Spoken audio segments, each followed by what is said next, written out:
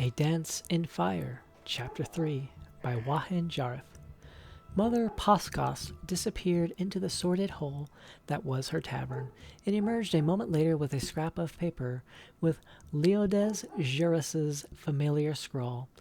Decimus Scotti held it up before a patch of sunlight that had found its way through the massive boughs of the tree city, and read, Scotti, so you made it to Valenwood.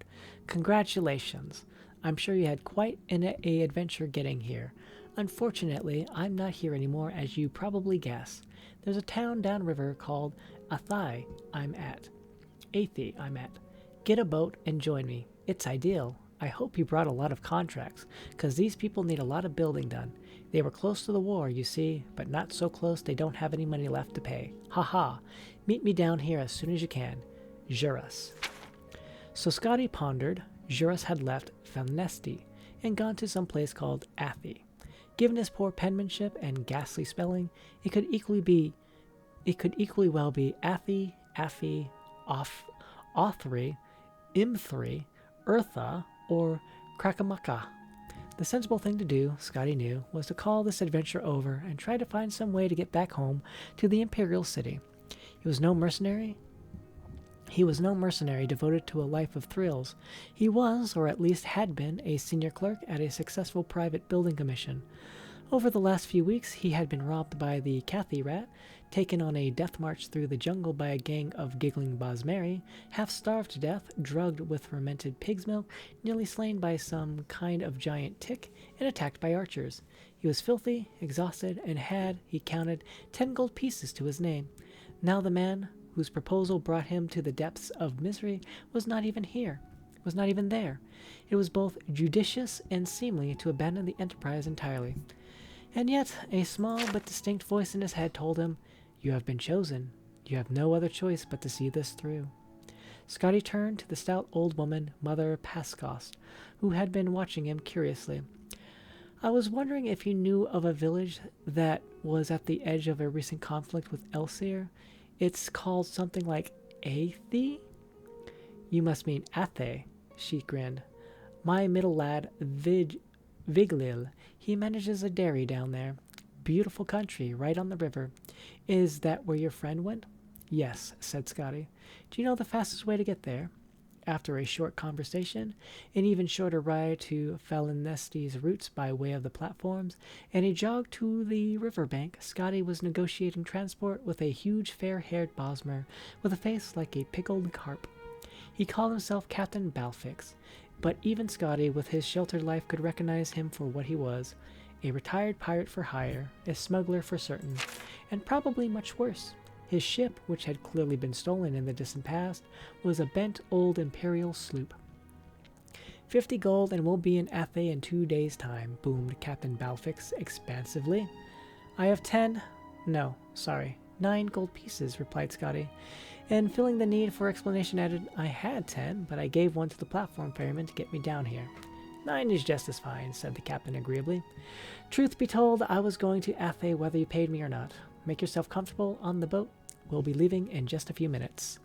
Decimus Scotti boarded the vessel, which sat low in the water of the river, stacked high with crates and sacks that spilled out of the hold and galley and onto the deck. Each was marked with stamps advertising the most innocuous substances: copper scraps, lard, ink, high rock meal, marked for cattle, tar, fish jelly. Scotty's imagination reeled, picturing what sorts of illicit imports were truly aboard. It took more than a few minutes for Captain Balfix to haul in the rest of his cargo, but in an hour the anchor was up and they were sailing downriver towards Athe. The green-gray water barely rippled, only touched by the fingers of the breeze. Lush plant life crowded the banks, obscuring from sight all the animals that sang and roared at one another. Lulled by the serene surroundings, Scotti drifted to sleep. At night, he awoke and gratefully accepted some clean clothes and food from Captain Balfix. Why are you going to Athe, if I may ask? Queried the Bosmer. I'm meeting a former colleague there. He asked me to come down from the Imperial City, where I worked for the Atreus building commissions, to negotiate some contracts. Scotti took another bite of the dried sausages they were sharing for dinner. We're going to try to repair and refurbish whatever bridges, roads, and other structures that got damaged in the recent war with the Khajiit. It's been a hard 2 years, the captain nodded his head. Though I suppose good for me and the likes of you and your friend. Trade routes cut off. Now they think there's going to be war with the Somerset Isles. You heard that? Scotty shook his head. I've done my share of smuggling skooma down the coast, even helping some revolutionary types escape the Maine's wrath. But now the wars have made me a legitimate trader, a businessman. The first casualties of war is always the corrupted. Scotty said he was sorry to hear that, and they lapsed into silence, watching the stars and moon's reflection on the still water. The next day, Scotty awoke to find the captain wrapped up in his sail, torpid from alcohol, singing in a low, slurred voice. When he saw Scotty rise, he offered his flagon of Jaga. I learned my lesson during revelry at Western Cross. The captain laughed and then burst into tears. I don't want to be legitimate. Other pirates I used to know are still raping and stealing and smuggling and selling nice folk like you into slavery. I swear to you, I've never thought the first time that I ran a real shipment of legal goods that my life would turn out like this. Oh, I know, I could go back to it, but Bandar knows not after all I've seen. I'm a ruined man. Scotty helped the weeping Mur out of the sail, murmuring words of reassurance. Then he added, Forgive me for changing the subject, but where are we? Oh, moaned Captain Balfix miserably. We made good time. Athay's right around the bend in the river. Then it looks like Athay is on fire, said Scotty, pointing. A great plume of smoke, black as pitch, was rising above the trees. As they drifted around the bend, they saw the flames, and then the blackened skeletal remains of the village. Dying, blazing villagers leapt from rocks into the river. A cacophony of wailing met their ears, and they could see, roaming along the edges of the town, the figures of Khajiit soldiers bearing torches. Bandar bless me, slurred the captain. The war's back on. Oh no, whimpered Scotty. The sloop drifted with the current toward the opposite shore away from the fiery town. Scotty turned his attention there, and the sanctuary it offered. Just a peaceful arbor away from the horror. There was a shudder of leaves in 2 of the trees, and a dozen lithe Khajiit dropped to the ground armed with bows. They see us, hissed Scotty, and they've got bows. Well, of course they have bows, snarled Captain Balfix. We Bosmer may have invented the bloody things, but we didn't think to keep them secret, you bloody bureaucrat. Now they're setting their arrows on fire. Yes, they do that sometimes.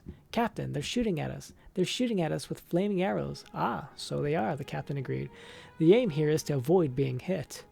But hit they were, and very shortly thereafter, even worse, the second volley of arrows hit the supply of pitch, which ignited in a tremendous blue blaze. Scotty grabbed Captain Balfix, and they leapt overboard just before the ship and all its cargo disintegrated. The shock of the cold water brought the Bosmer into temporary sobriety. He called to Scotty, who was already swimming as fast as he could toward the bend. Master Decimus, where do you think you're swimming to? Back to Felinesti, cried Scotty. It will take you days, and by the time you get there, everyone will know about the attack on Athay. They'll never let anyone they don't know in. The closest village downriver is Grenos. Maybe they'll give us shelter.